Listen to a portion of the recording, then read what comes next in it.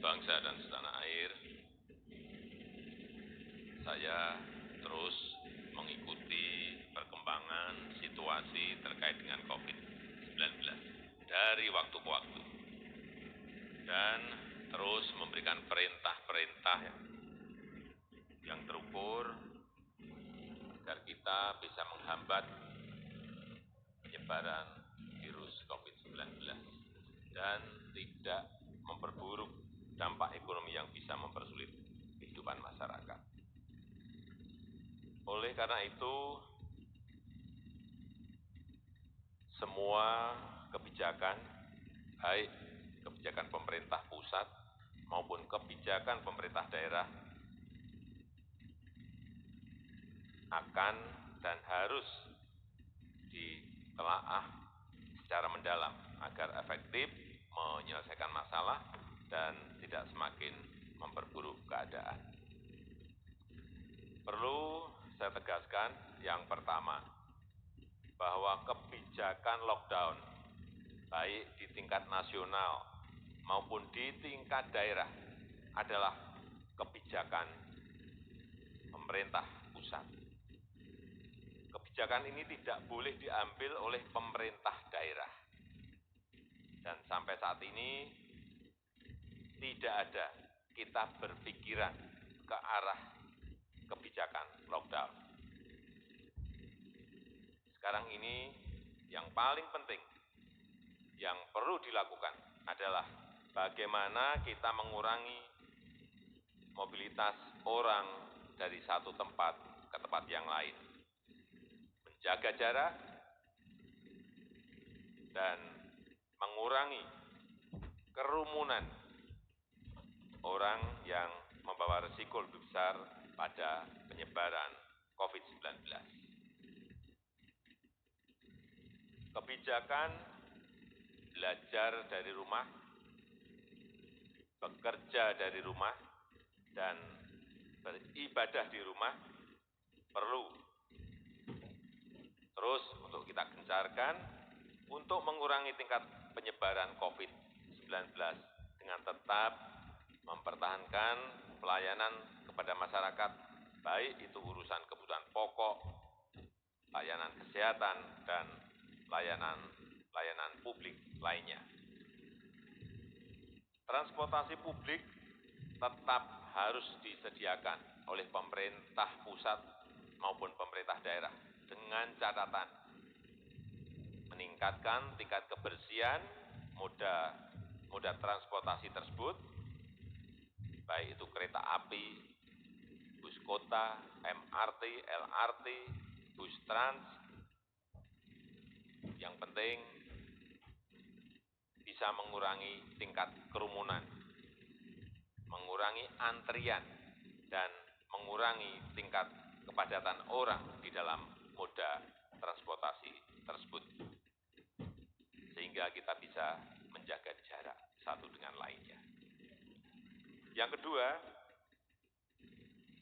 semua kebijakan besar di tingkat daerah terkait dengan COVID-19 harus dibahas terlebih dahulu dengan pemerintah pusat.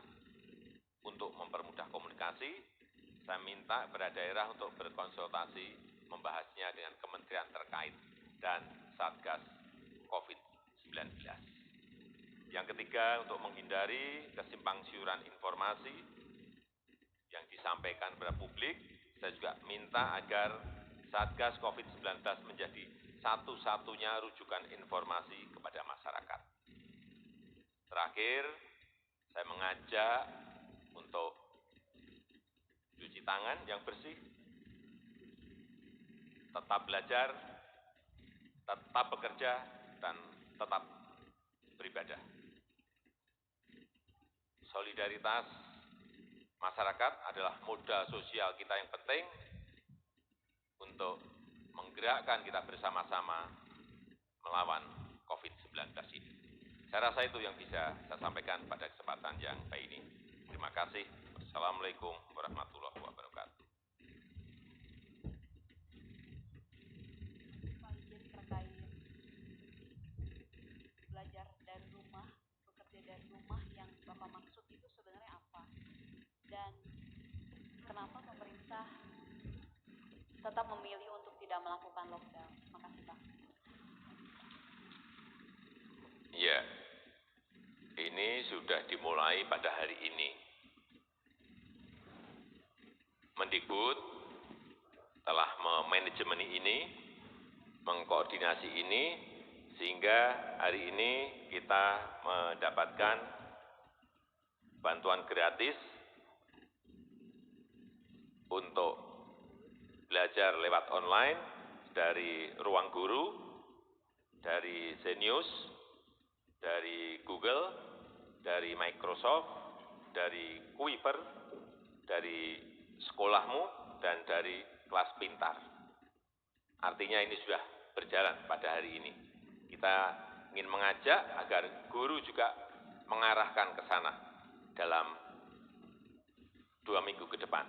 Sehingga betul-betul belajar dari rumah ini bisa efektif. Kalau ini bisa efektif, saya yakin akan mengurangi banyak sekali mobilitas para pelajar, mahasiswa, dan mengurangi penyebaran COVID-19. Pak, daerah yang sudah menetapkan belajar di rumah, bekerja dari rumah, itu nanti evaluasinya seperti apa, Pak? Apa akan nanti dievaluasi langsung oleh Bapak atau dengan melalui menteri-menteri terkait, Pak? Terima kasih. Ya, tentu saja menteri yang terkait, tetapi evaluasi itu juga akan terus saya ikuti. Ada yang sudah mampu dengan online, ada yang belum. Sehingga di sini keaktifan setiap sekolah, keaktifan dari guru adalah menjadi hal yang penting kalau itu tidak bisa online. Tetapi jangan sampai kita harapkan pelajar diliburkan, tetapi justru malah bermain ke warnet, bermain ke tempat-tempat yang banyak kerumunan orang. Saya rasa penjelasan seperti ini harus terus dilakukan.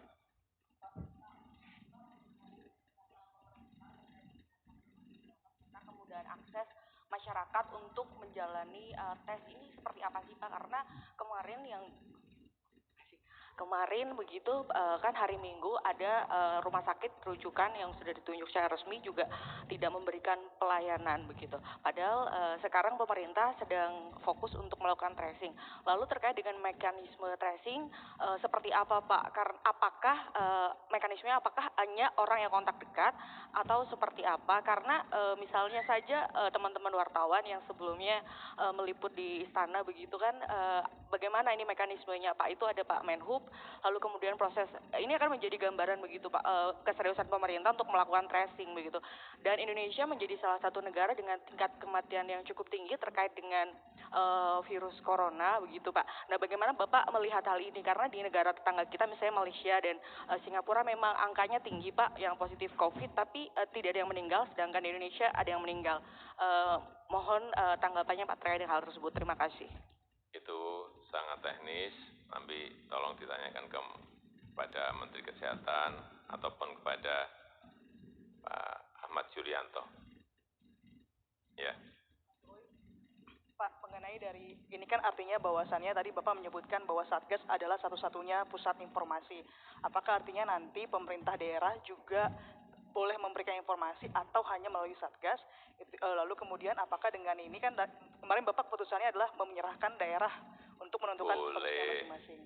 Boleh ya, Pak ya? Tetapi sekali lagi untuk hal-hal yang berkaitan dengan kebijakan yang besar agar berkomunikasi dengan Satgas COVID-19 ataupun menteri terkait.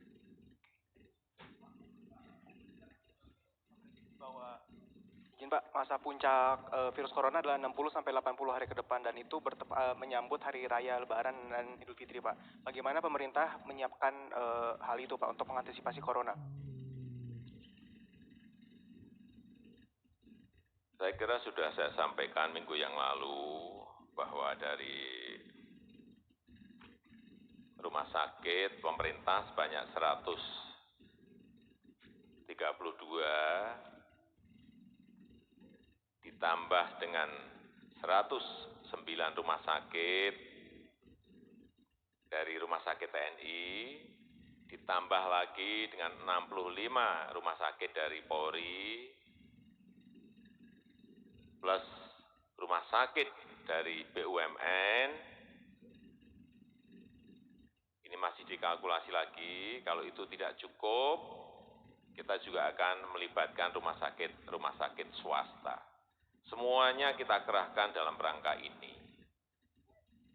Dan kita memang sudah berhitung mengenai puncak itu, sehingga sekali lagi saya sudah memerintahkan kepada Menko Ekonomi, Menteri Perdagangan, kepada Bulog untuk menjaga agar stok barang, terutama sembako, bahan-bahan pokok itu betul-betul tersedia dan siap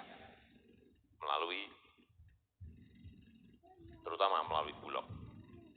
Baik itu berupa beras, bawang putih, gula, semuanya sudah disiapkan dan sudah saya perintah 2 minggu yang lalu.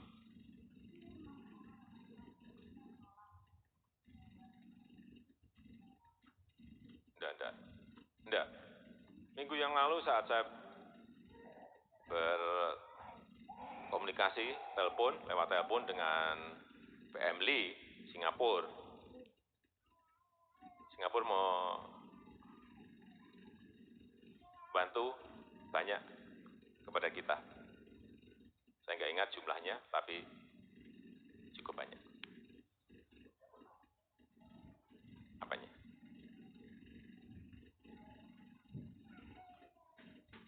Ya, kalau ingin membantu ya kita terima.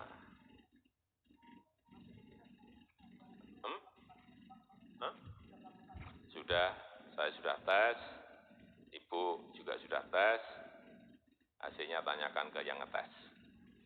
Ya, terima kasih, saya kira cukup.